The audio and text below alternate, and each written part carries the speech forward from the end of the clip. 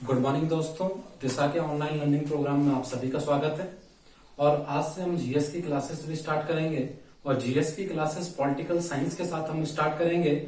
और political science में एक बहुत ही इंपॉर्टेंट टॉपिक को हम पढ़ेंगे जो कि भाग 3 में है, मूल अधिकार, फंडामेंटल राइट्स।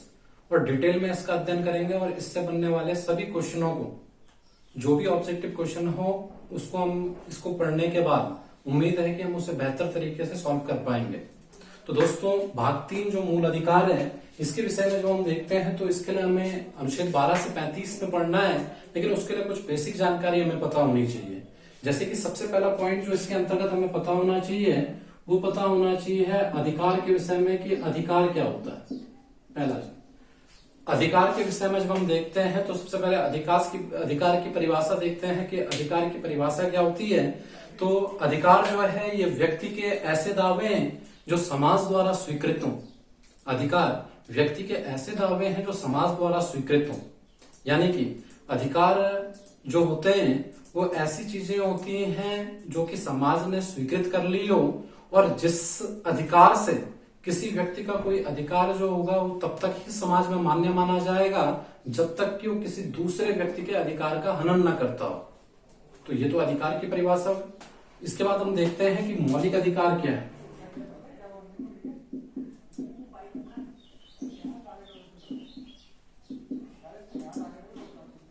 दोस्तों, मौलिक अधिकार की जो परिभाषा हम एक लाइन में अगर बोलें तो मौलिक अधिकार ऐसे मूलभूत अधिकार हैं जो कि व्यक्ति के व्यक्तित्व के विकास के लिए आवश्यक होते हैं। मौलिक अधिकार ऐसे अधिकार हैं जो कि व्यक्ति के व्यक्तित्व के विकास के लिए आवश्यक होते हैं। इसके बाद दोस्तों हम तीसरा पॉइंट जो इसमें देखेंगे, मौलिक अधिकारों का इतिहास देखेंगे। और मौलिक अधिकारों का इतिहास जो होगा ये दो तरीके से देखा जाएगा। एक तो मौलिक अधिकारों का विश्व स्तर पर इतिहास देखेंगे और दूसरा मौलिक अधिकारों का भारत में इतिहास देखेंगे।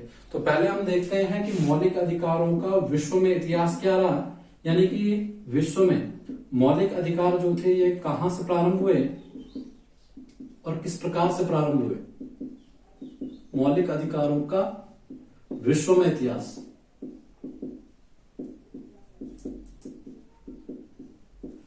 दोस्तों, विश्व में जब मौलिक अधिकारों के इतिहास के विषय में हम बात करते हैं तो विश्व में सर्वप्रथम मौलिक अधिकारों की जो शुरुआत मानी जाती है ये ब्रिटेन से मानी जाती है।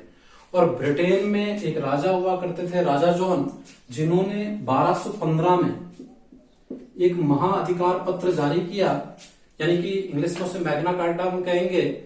और उस महाअधिकार पत्र के माध्यम से अपने सामंती वर्ग को कुछ अधिकार प्रदान किए थे। दोस्तों, उस समय ब्रिटेन में जो थे राजा का शासन था, तो ब्रिटेन में संविधान के अंतर्गत कोई अधिकार नहीं दिए गए, बल्कि ब्रिटेन में राजा द्वारा एक सामंती वर्ग को कुछ मूल अधिकार दिए गए। यानी कि भले ही विश्व में मूल अधिकारों की शुरुआत जो है ये ब्रिटेन से हुई हो, लेकिन ब्रिटेन में संवैधानिक तौर पे मूल अधिकारों की शुरुआत नहीं हुई। और राजा जॉन के 1215 के मैग्ना कार्टा को अधिकारों का मैग्ना कार्टा भी कहा जाता है। तो ये तो शुरुआत मौलिक अधिकारों की हम ब्रिटेन टिक करेंगे, लेकिन ये संवैधानिक तौर पे नहीं हुई है, यानी कि ये राजा द्वारा सामंती वर्ग को दिए गए मौलिक अधिकार थे। और इसके बाद जब हम देखते हैं दोस्तों, तो एक क्वेश्चन बनता है कि विश्व का प्रथम देश जिसने अपने संविधान के माध्यम से अपने नागरिकों को मौलिक अधिकार प्रदान किए, तो पहला देश कौन सा है। तो दोस्तों इसका आंसर होगा फ्रांस। फ्रांस ने 1789 में संविधान में अपने नागरिकों को मौलिक अधिकार प्रदान किए थे। और इसी साल अमेरिका ने भी मौलिक अधिकारों को अपने देश के नागरिकों को दिया। लेकिन दोनों में, अमेरिका और फ्रांस में, पहला देश जो था वो फ्रांस था। भले ही दोनों का ईयर जो है 1789 है, लेकिन अमेरिका से पहले संविधान में जो शामिल किया था वो फ्रांस ने मौलिक अधिकारों को अपने संविधान में शामिल किया था। एक और चीज जो इसमें देखने वाली है दोस्तों, कि जो अमेरिका है, अमेरिका का जो संविधान है ये 4 मार्च, अमेरिका की बात अगर करें यूएसए की, 4 मार्च 1789 में अमेरिका का संविधान बनके लागू किया गया। इसमें कहीं भी मूल अधिकारों का जिक्र नहीं था, बल्कि दिसंबर 1789 में अमेरिका के संविधान में मूल अधिकारों को शामिल किया गया। और अमेरिका के संविधान में जो मूल अधिकार शामिल हुए, ये संविधान संशोधनों के द्वारा शामिल हुए। और इसके लिए अमेरिका की संसद में एक बिल लाया गया जिसे कि बिल ऑफ राइट्स कहते हैं। और बिल ऑफ राइट्स के माध्यम से अमेरिका के संविधान में प्रथम 10 संशोधन कराए गए। और उन प्रथम 10 संशोधनों के माध्यम से अमेरिका में नागरिकों को मूल अधिकार दिए गए। तो दोस्तों यहां से ये बात आपकी क्लियर होनी चाहिए कि मूल अधिकार जो है इस टाइप की पहली उत्पत्ति तो ब्रिटेन में हुई है, लेकिन ब्रिटेन में वो संवैधानिक तौर पे नहीं हुई। पहला देश जो है फ्रांस है जिसने कि अपने संविधान में मूल अधिकारों को शामिल किया।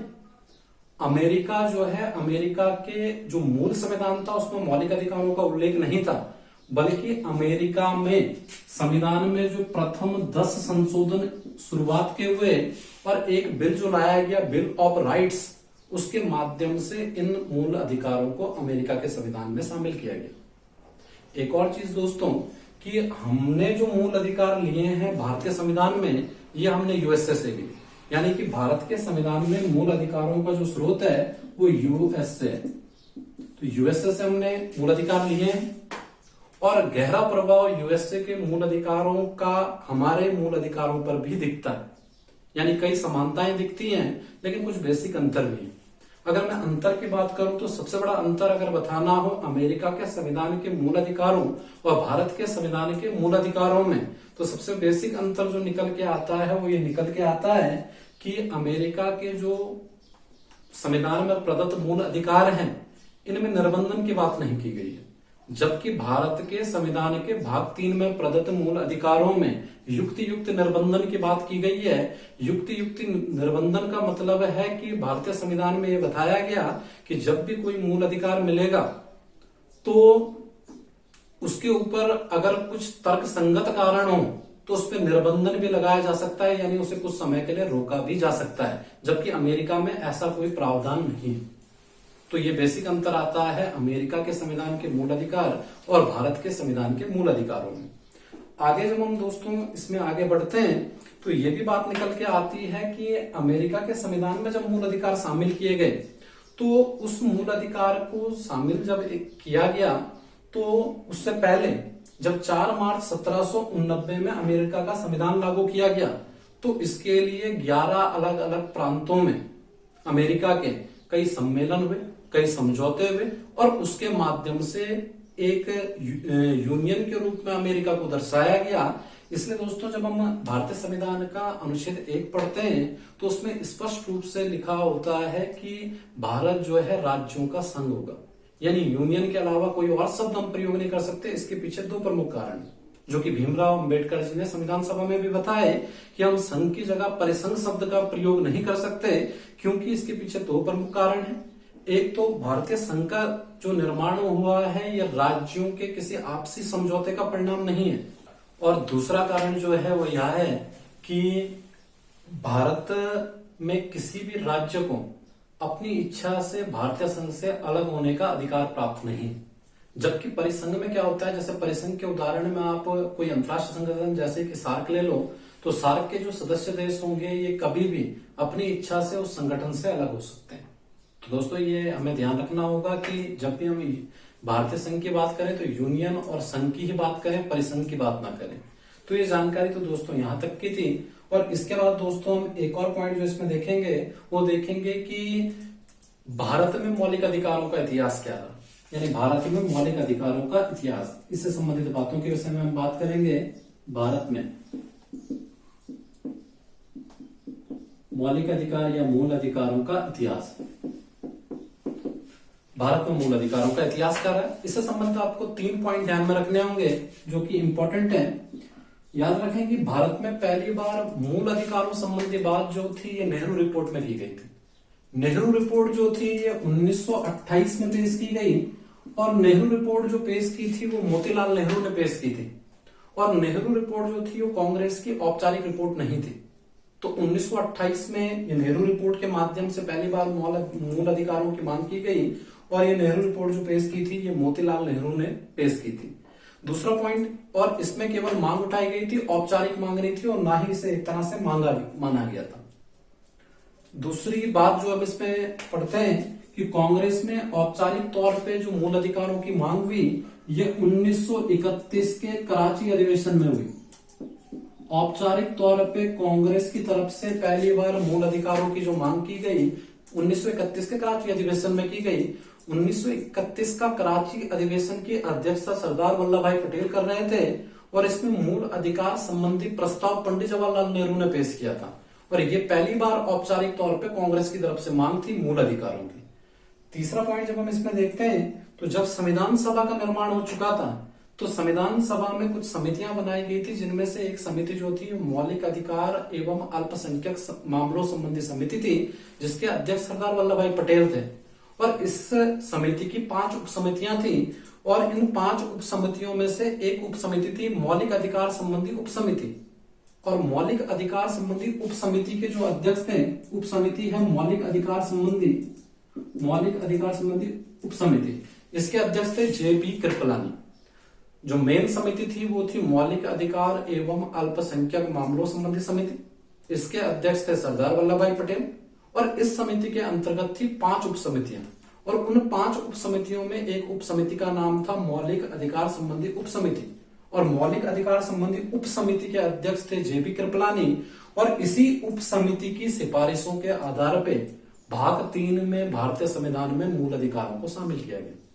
तो भारतीय इतिहास में जब हम मौलिक अधिकारों को देखेंगे तो इसमें 3 पॉइंट हमें याद रखने हैं कि पहली बार 1928 के नेहरू रिपोर्ट में मांग की गई थी मूल अधिकारों की। नेहरू रिपोर्ट 1928 में मोतीलाल नेहरू ने पेश की। कांग्रेस की तरफ से औपचारिक मांग जो मूल अधिकारों की गई है 1931 के कराची अधिवेशन में की गई। कराची अधिवेशन की अध्यक्षता सरदार वल्लभ भाई पटेल कर रहे थे और कराची अधिवेशन में जो प्रस्ताव पेश किया था मूल अधिकारों संबंधी वो जवाहरलाल नेहरू ने पेश किया था। संविधान सभा में एक समिति थी मौलिक अधिकार एवं अल्पसंख्यक मामलों से संबंधित समिति, जिसके अध्यक्ष सरदार वल्लभ भाई पटेल थे और इसके अंतर्गत 5 उप समितियां थी, जिनमें से एक उप समिति जो थी वो मूल अधिकार संबंधी उप समिति थी, जिसके अध्यक्ष जेबी कृपलानी थे। और इसी उप समिति की सिफारिशों के आधार पर भारतीय संविधान में मूल अधिकारों को शामिल किया गया। तो ये तो भारत में मूल अधिकारों संबंधी इतिहास था। एक क्वेश्चन आपको समिति का और यहाँ पे याद रखना होगा। एक समिति पेपरों में काफी पूछी जाती है, देशी रियासत समझौता समिति। देशी रियासत समझौता समिति के अध्यक्ष कौन थे? तो दोस्तों इसका आंसर याद रखना, देशी रियासत समझौता समिति के अध्यक्ष डॉक्टर राजेंद्र प्रसाद थे। कई बार 2 क्वेश्चनों में हम कंफ्यूज हो जाते हैं। एक तो भारत का बिस्मार्क जो है ये सरदार वल्लभ भाई पटेल ने। सरदार वल्लभ भाई पटेल ने देशी रियासतों का भारत में विलय कराया एक गृह मंत्री के तौर पे, लेकिन संविधान सभा ने जो ये जिम्मेदारी दी थी यानी देशी रियासत समझौता समिति बनाई थी, इसका अध्यक्ष राजेंद्र प्रसाद को बनाया था। तो ये दोनों बातें आप याद रखना कि भारत का बिस्मार्क सरदार वल्लभ भाई पटेल को कहा जाता है, लेकिन देशी रियासत समझौता समिति के जो अध्यक्ष थे वो डॉक्टर राजेंद्र प्रसाद थे। इसके बाद दोस्तों एक और बिंदु पे हम चर्चा करेंगे, यानी मौलिक अधिकार और विधिक अधिकारों में क्या अंतर होता है, इसके विषय में हम चर्चा करेंगे। तो दोस्तों हम मौलिक अधिकार यानी मूल अधिकार और विधिक अधिकारों में क्या अंतर होता है ये जानना हमें बहुत जरूरी है, क्योंकि ये बात आपने बार बार सुनी होगी कि भारत के मूल संविधान में मूल अधिकारों की संख्या 7 थी, जो कि अब रह गई है 6। और इनमें से एक मूल अधिकार जो कि संपत्ति का मूल अधिकार था, अब इसे मूल अधिकार की श्रेणी से हटा के विधिक अधिकार बना दिया गया है और अनुच्छेद 300 के काम में जगह दी गई। तो हमें ये पता होना चाहिए कि मूल अधिकार और विधिक अधिकार में क्या अंतर होता है। तो इसमें 3 प्रमुख अंतर मैं बता दूं मूल अधिकार और विधिक अधिकार में। पहला अंतर जो आएगा वो ये आएगा कि जो विधिक अधिकार होते हैं, अगर आपका कोई विधिक अधिकार है और उसका उल्लंघन होता है तो विधिक अधिकार के उल्लंघन के मामले में सामान्य प्रक्रिया के द्वारा ही निम्न न्यायालयों से उच्च न्यायालय में मामला जाएगा। यानी कि अगर आपका विधिक अधिकार का उल्लंघन होता है तो ये मामला पहले डिस्ट्रिक्ट कोर्ट में, उसके बाद हाई कोर्ट में और फिर सुप्रीम कोर्ट में जाएगा। यानी कि विधिक अधिकारों के उल्लंघन के मामले सर्वोच्च न्यायालय में डायरेक्ट नहीं सुने जाते, जबकि मौलिक अधिकारों के उल्लंघन के अगर कोई मामला है तो इसमें अनुच्छेद 32 के तहत सुप्रीम कोर्ट में तुरंत सुनवाई की जा सकती है। तो एक अंतर तो यह आया। दूसरा अंतर जो इनमें निकल के आता है कि कोई जो विधिक अधिकार है इसको संसद में सामान्य प्रक्रिया द्वारा, सामान्य विधि द्वारा इसमें कोई भी परिवर्तन किया जा सकता है, जबकि मूल अधिकारों में अगर कोई परिवर्तन करना है तो इसके लिए संविधान संशोधन की आवश्यकता होगी। विधिक अधिकार में परिवर्तन के लिए सामान्य विधि चल सकती है, संविधान संशोधन की कोई आवश्यकता नहीं है, जबकि मूल अधिकारों में कोई परिवर्तन अगर करना है तो इसके लिए संविधान संशोधन की आवश्यकता पड़ेगी। और तीसरा प्रमुख अंतर जो इसमें यह आता है कि कानूनी प्रक्रिया के द्वारा किसी विधिक अधिकार को पूर्णता या अंशतः समाप्त किया जा सकता है। विधिक प्रक्रिया के द्वारा किसी विधिक अधिकार को पूर्णता या अंशतः समाप्त किया जा सकता है, जबकि केशवानंद भारतीयवाद जो हुआ था 1973 में, तो केशवानंद भारतीयवाद 1973 के बाद मूलभूत ढांचे का सिद्धांत आया, जिसके अंतर्गत ये बताया गया कि मूलभूत ढांचे का ख्याल रखना होगा और कोई भी विधि जो होगी मूल अधिकारों को शून्य नहीं कर सकेगी। तो इसलिए हमें ये अंतर याद रखना होगा कि विधिक अधिकारों को तो सामान्य कानूनी प्रक्रिया से पूर्णता भी समाप्त किया जा सकता है और अंशतः भी, लेकिन सामान्य प्रक्रिया के द्वारा कोई भी ऐसी विधि नहीं हो सकती जो मूल अधिकारों को पूर्णता समाप्त कर ले। तो ये तीन बेसिक अंतर हमें विधिक अधिकार और मूल अधिकार के विषय में पता होने चाहिए। तो ये तो अंतर हुए विधिक अधिकार और मूल अधिकार के विषय में। इसके बाद जो होगा हम पढ़ेंगे भाग 3 में प्रदत्त मूल अधिकारों के विषय में कि संविधान के भाग 3 में प्रदत्त जो मूल अधिकार हैं वो कौन कौन से हैं। यानी एक एक करके हमें अनुच्छेद 12 से 35 तक का अध्ययन करना है और हर एक अनुच्छेद का मतलब सही से हमें समझना है और काफी डिटेल में हमें इसका मतलब समझना है, तब जाके हम सारे क्वेश्चन इसके जो है टिक कर सकते हैं। तो दोस्तों अब हम भाग 3 में प्रदत्त मूल अधिकारों की बात करते हैं। और मूल अधिकारों के बारे में जानने से पहले हमें एक बात पता होनी चाहिए कि अधिकार के सदैव दो पक्ष होते हैं। एक पक्ष वो जो अधिकार प्रदान करता है और दूसरा पक्ष वो जिसे अधिकार प्राप्त होते हैं। अधिकार जो होते हैं सदैव एक पक्ष का दूसरे पक्ष के प्रति गारंटी होती है। और हमारे जो भाग 3 में प्रदत्त मूल अधिकार हैं ये भारतीय नागरिकों के राज्य के प्रति गारंटी है। इसलिए भाग 3 की जो शुरुआत होती है अनुच्छेद 12 से होती है और अनुच्छेद 12 में राज्य शब्द को परिभाषित किया गया। अब अनुच्छेद 12 में हम राज्य की परिभाषा देखेंगे जो अनुच्छेद 12 के अनुसार बताई गई है, लेकिन नागरिक शास्त्र में जैसे कि हमें पता है कि राज्य और प्रांत दो शब्दावली आती हैं जिनमें बेसिक अंतर हमें पता होना चाहिए। नागरिक शास्त्र के हिसाब से अगर हम देखें तो राज्य शब्द जो होता है, राज्य जो होगा इसके 4 अनिवार्य अंग माने जाते हैं। पहला की जनसंख्या, यानी कि उसी को राज्य कहा जाएगा जिसकी एक निश्चित जनसंख्या हो। दूसरा भूभाग, यानी कि एक निश्चित क्षेत्रफल हो। तीसरा सरकार, यानी कि वहां पे गवर्नेंस हो, कार्यपालिका, न्यायपालिका और विधायिका जो है इन तीनों का सम्मिलित रूप जो है वो सरकार होगा। और संप्रभुता, यानी कि जैसे कि अपने आंतरिक और बाह्य फैसले लेने की पूर्ण स्वतंत्रता हो। तो दोस्तों इन तीनों में जब हम देखें तो राज्य और प्रांत में अगर हमें अंतर करना हो, जैसे कि राज्य में हम अगर भारत को ले लें और प्रांत में हम अगर उत्तराखंड को ले लें, तो अगर हम देखें तो जनसंख्या जो है भारत की एक निश्चित जनसंख्या है और उत्तराखंड की भी एक निश्चित जनसंख्या है। भूभाग देखें तो भारत का भी एक निश्चित क्षेत्रफल है और उत्तराखंड का भी एक निश्चित क्षेत्रफल है। सरकार की बात करें तो भारत सरकार भी है और उत्तराखंड में राज्य सरकार भी है। लेकिन जो ये चौथा पक्ष संप्रभुता आता है ये राज्य और प्रांत में डिफरेंस बताता है, क्योंकि भारत सरकार जो है ये अपने आंतरिक और बाह्य फैसले लेने के लिए स्वतंत्र है।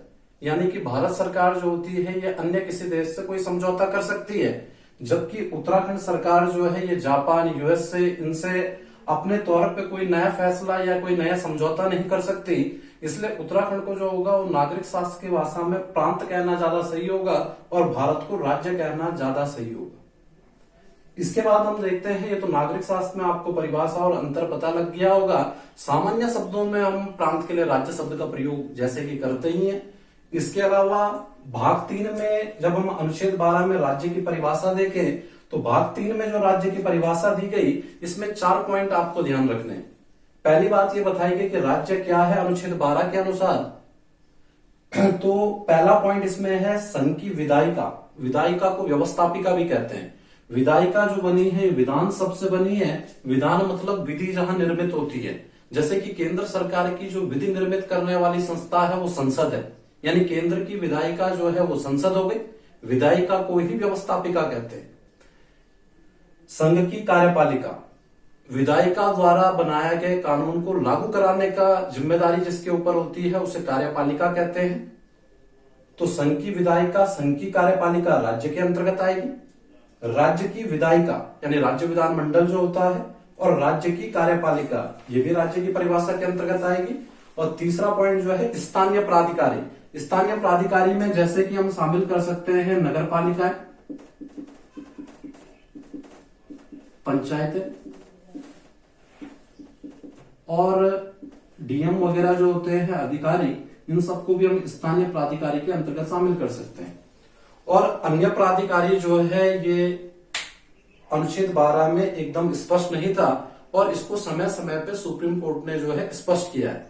ये बात आपको पता होगी कि संविधान की अंतिम व्याख्या करने का अधिकार जो है वो सुप्रीम कोर्ट को होता है, सर्वोच्च न्यायालय को होता है। तो ये तो राज्यसभा की परिभाषा अनुच्छेद 12 के अंतर्गत है कि अनुच्छेद 12 में केवल इतनी बातें बताई गई कि संघ की विधायिका संघ की कार्यपालिका, राज्य की विधायिका राज्य की कार्यपालिका, स्थानीय प्राधिकारी और अन्य प्राधिकारी, इतनी चीजें जो होंगी वो राज्य के अंतर्गत आएंगी। अब इससे जुड़े हुए जो अन्य केस हैं जिनमें कि सुप्रीम कोर्ट ने समय समय पे अपने निर्णय दिए कि किस किसको अन्य प्राधिकारी के अंतर्गत मानते हुए राज्य मान लिया जाएगा, उनकी हम बात करते हैं, जिनको बाद में सुप्रीम कोर्ट ने जो है राज्य के अंतर्गत मान लिया है। पहली बात उसमें जो निकल के आती है, एक केस जो आता है वो राजस्थान विद्युत बोर्ड का एक केस आता है, जिसमें कि राजस्थान विद्युत बोर्ड के एक कर्मचारी जो कि जूनियर इंजीनियर के पद पर तैनात थे, जिन्हें की कई साल सेवाएं देने के बाद एक दूसरे विभाग में ट्रांसफर किया गया, और जब वो वापस उन्हें अपने विभाग में बुलाया गया, उस बीच उनके जो सहकर्मी थे जो कि जूनियर इंजीनियर थे वो प्रमोट हो चुके थे, उन्हें प्रमोशन मिल चुका था, लेकिन इस व्यक्ति को यह कह के प्रमोशन नहीं मिला था क्योंकि उसने उस विभाग में इतना समय नहीं बिताया। तो ये मामला जो है सुप्रीम कोर्ट पहुंचा। उस समय तक ये क्लियर नहीं था कि जो ये विद्युत बोर्ड होंगे क्या ये सरकारी विभाग राज्य के अंतर्गत आएंगे या नहीं आएंगे। तो इस केस में सुप्रीम कोर्ट ने ये निर्णय दिया कि सारे के सारे जो सरकारी विभाग होंगे वो सारे के सारे राज्य के अंतर्गत आएंगे। तो इस केस के बाद हम सुप्रीम कोर्ट में के डिसीजन के अनुसार ये मान के चलेंगे कि जितने भी सरकारी विभाग हैं वो राज्य के अंतर्गत माने जाएंगे। पहला पॉइंट तो यहां से निकल के ये आ गया। दूसरी बात अगर हम करें तो एक केस निकल के आता है एनटीपीसी का, और एनटीपीसी का जो ये केस था वो एलआईसी से जुड़ा हुआ केस है, जिसमें कि एक कर्मचारी की कार्य के दौरान दुर्घटना में उसका एक हाथ कट गया, जिसमें कि उसने एलआईसी से कुछ बीमा की मांग की, लेकिन एलआईसी ने उस दावे को, क्योंकि वो अस्थायी कर्मचारी था, तो उस दावे को ठुकरा दिया। और एलआईसी जो था वो एक निगम था, और ऐसे में एलआईसी राज्य के अंतर्गत आएगा या नहीं आएगा, इस केस को सुप्रीम कोर्ट ने सुना। और इस दूसरे केस में सुप्रीम कोर्ट ने यह निर्णय दिया कि सरकार से जो पूर्ण या आंशिक रूप से पूंजी प्राप्त करने वाले जितने भी निगम होंगे इनको राज्य के अंतर्गत माना जाएगा। यानी कि इस केस से ये क्लियर हो गया कि एनटीपीसी हो, ओएनजीसी हो या कोई अन्य निगम हो, ये अब से राज्य के अंतर्गत माना जाएगा। और अभी जो तीसरी बात हम इसमें देखते हैं, ये आपको ध्यान रखनी है कि निजी संस्थान जो होते हैं ये राज्य के अंतर्गत नहीं आते, क्योंकि किसी भी केस में अभी तक ये परिभाषित नहीं किया गया, और ना ही अनुच्छेद 12 ये बताता है कि निजी संस्थाएं राज्य के अंतर्गत आएंगी। यानी ये बात आपको याद रखनी है कि निजी संस्थाएं राज्य की परिभाषा के अंतर्गत नहीं आती। तो दोस्तों ये तो बात हुई अनुच्छेद 12 की, यानी अनुच्छेद 12 में आपको स्पष्ट हो गया होगा कि अनुच्छेद 12 में राज्य की परिभाषा के अंतर्गत आपको 4 चीजें ही लेनी है। पहला, संघ की विधायिका संघ की कार्यपालिका, राज्य की विधायिका राज्य की कार्यपालिका, तीसरा स्थानीय प्राधिकारी, और चौथा अन्य प्राधिकारी। और बाकी जो मैंने केसेस बताए उनसे ये तय हुआ कि सारे सरकारी विभाग जो होंगे राज्य की परिभाषा के अंतर्गत आएंगे, सारे निगम जो राज्य द्वारा अंशतः या पूर्णतः पोषित हैं ये भी राज्य की परिभाषा के अंतर्गत आएंगे, लेकिन निजी संस्थान जो होंगे ये राज्य नहीं होंगे। अब हम बात करते हैं अनुच्छेद 13 की। अनुच्छेद 13 जो है इसमें विधि की परिभाषा दी गई है, विधि को परिभाषित किया गया है। अनुच्छेद 13 जो है इसके 3 पार्ट हमें इंपॉर्टेंट जो है वो याद रखने हैं। सबसे पहला जो आएगा वो अनुच्छेद 13 का फर्स्ट आएगा, अनुच्छेद 13 का फर्स्ट जो है, इससे संविधान का एक सिद्धांत जुड़ा है जिसे आच्छादन का सिद्धांत भी कहते हैं। 13 के फर्स्ट से संबंधित एक सिद्धांत है जिसे कि आच्छादन का सिद्धांत भी कहते हैं। आच्छादन का सिद्धांत। अब ये आच्छादन का सिद्धांत क्या है और 13 के फर्स्ट में आच्छादन के सिद्धांत के विषय में क्या बताया गया है। आच्छादन का सिद्धांत या 13 का फर्स्ट जो बताता है कि भारत में संविधान पूर्व जो विधियां थी, संविधान पूर्व विधियों का अर्थ जो है, भारतीय संविधान जो है 26 जनवरी 1950 को लागू हुआ, लेकिन भारत को आजादी 1947 में मिल चुकी थी। इस प्रकार से 1947 से 1950 का जो शासन चल रहा था, उसमें कई सारी विधियां जो थी भारत में लागू होती थी, तो उनकी बात हम कर रहे हैं, उनको संविधान पूर्व विधियां कह रहे हैं। तो अनुच्छेद 13 का फर्स्ट ये बताता है कि भारत में जो संविधान पूर्व कोई अगर विधि है जो कि मूल अधिकारों का उल्लंघन करती हो, तो ऐसी विधि जो होगी मूल अधिकार उसे ढक लेंगे, यानी कि वो विधि जो होगी पूर्णतः शून्य हो जाएगी मूल अधिकारों के आगे, यानी कि उस विधि का कोई महत्व नहीं रह जाएगा मूल अधिकारों के आगे और मूल अधिकार उसे आच्छादित कर लेंगे। इसे ही आच्छादन का सिद्धांत कहते हैं। तो ये अनुच्छेद 13 का फर्स्ट है, इसे आच्छादन का सिद्धांत कहते हैं कि संविधान पूर्व कोई विधि अगर मूल अधिकार का हनन करती हो तो मूल अधिकार उसे आच्छादित कर लेंगे और पूर्णता ढक लेंगे और मूल अधिकारों को ही उसमें प्राथमिकता दी जाएगी। अनुच्छेद 13 का सेकंड जो है, इससे संबंधित जो बात है इसे कहते हैं पृथक्करण का सिद्धांत। पृथक्करण का सिद्धांत 13 के सेकंड में ये जो पृथक्करण का सिद्धांत है ये क्या है, तो पृथक्करण का सिद्धांत ये बताता है क्योंकि वर्तमान में भारत में जो संसदात्मक शासन प्रणाली है, तो केंद्र में विधि बनाने का अधिकार संसद को दिया गया है और वही केंद्र की विधायिका भी है। और केंद्र की विधायिका के विषय में और राज्य की विधायिका के विषय में क्लियर ये बताया गया कि कोई भी विधायिका जो होगी कोई भी ऐसी विधि नहीं बनाएगी जो मूल अधिकारों का हनन करती हो, और यदि वो ऐसी कोई विधि बनाती है तो जिस सीमा तक वो मूल अधिकारों का हनन करती हो या उल्लंघन करती हो तो उस सीमा तक उसे शून्य मान लिया जाएगा। ये पृथक्करण का सिद्धांत है। इसमें पूरी विधि को शून्य करने की बात नहीं की गई, बल्कि उस सीमा तक, जिस सीमा तक वो मूल अधिकार का उल्लंघन करती है उस सीमा तक उसे शून्य मान लिया जाएगा। इसे पृथक्करण का सिद्धांत कहा जाता है। और अनुच्छेद 13 का तीसरा पार्ट जो है, इसमें ही विधि को परिभाषित करते हुए ये बताया गया कि विधायिका द्वारा बनाए गए जितने भी अधिनियम होंगे ये विधि हैं। इसके अलावा कार्यपालिका द्वारा जारी किए गए अध्यादेश, विनियमन, जितने भी शासनादेश होंगे वो सब विधि के अंतर्गत आएंगे। इसके अलावा जितनी भी धार्मिक रूढ़ियां और प्रथाएं हैं इनको भी विधि मान लिया गया है। तो 13 के 3 के अंतर्गत जो है 2-3 बातें आपको याद रखनी है। एक तो विधायिका द्वारा बनाए गए अधिनियम जो होंगे इन्हें विधि माना जाएगा। दूसरा, कार्यपालिका द्वारा जारी किए गए अध्यादेश हो, शासनादेश हो, विनियमन हो, इन सबको जो होगा विधि माना जाएगा। और इसके अलावा जो धार्मिक रूढ़ियां और प्रथाएं हैं इनको भी विधि मान लिया गया है। तो ये 3 जो अनुच्छेद हैं वो आपको याद रखने हैं। सिंपली अगर कोई बोले अनुच्छेद 13 में क्या है तो आप विधि की परिभाषा बोल सकते हो, और अनुच्छेद 12 में क्या है तो राज्य शब्द को परिभाषित किया गया। लेकिन इसके अंतर्गत ये बातें भी आपको पता होनी चाहिए। इसके अलावा संविधान से अगर थोड़ा सा अलग हम देखें, यानी कि अनुच्छेद 13 में तो नहीं है, लेकिन इससे संबंधित एक बात अगर हम देखें जो कि न्यायालय के एक डिसीजन पे निकल के बात आई है, उस सिद्धांत को कहते हैं अधित्याग का सिद्धांत।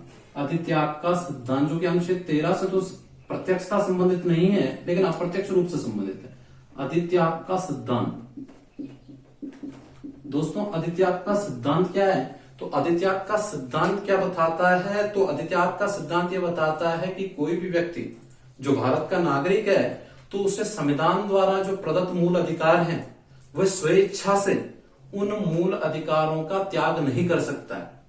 कि कोई भारत का नागरिक हो और अपनी इच्छा से ये बोले कि मैं मूल अधिकारों का त्याग करता हूं तो ये संभव नहीं होगा, क्योंकि न्यायालय का ये मानना है कि भारत की अधिकांश जनसंख्या जो है ये निरक्षर और गरीब है और अतः वो अपने मूल अधिकारों के प्रति सचेत नहीं है और इसलिए उनके मूल अधिकारों का हनन किया जा सकता है। तो ये संभावना बनी रहेगी कि उनके मूल अधिकार का हनन हो सकता है। इसलिए अधित्याग का सिद्धांत न्यायालय ने दिया है, यह अनुच्छेद से संबंध नहीं है। और इसमें यह बात क्लियर कर दी गई कि भारत का कोई नागरिक, जब तक वो भारत का नागरिक है, स्वेच्छा से वो मूल अधिकारों का त्याग नहीं कर सकता है। तो ये बात जो आई वो अनुच्छेद 13 तक निकल के आती है। अभी हमने केवल 2 अनुच्छेद पढ़े हैं, अनुच्छेद 12 और अनुच्छेद 13। और अभी हमें अनुच्छेद 12 से लेकर 35 तक के अनुच्छेद पढ़ने हैं और काफी डिटेल में हमें उन्हें पढ़ना है। हर अनुच्छेद का मतलब जब आप समझोगे और इनसे संबंधित केसों को समझते हुए चलोगे तो ऑब्जेक्टिव क्वेश्चन करने में आपको काफी आसानी होगी। तो आज के लिए दोस्तों अनुच्छेद 12, अनुच्छेद 13 इतना ही। अगले वीडियो में जो होगा हम अनुच्छेद 14 की बात करेंगे, अनुच्छेद 15 की बात करेंगे और ऐसे करके डिटेल में हम पूरा ये भाग 3 मूल अधिकार अनुच्छेद 12 से 35 तक लेके जाएंगे। धन्यवाद दोस्तों।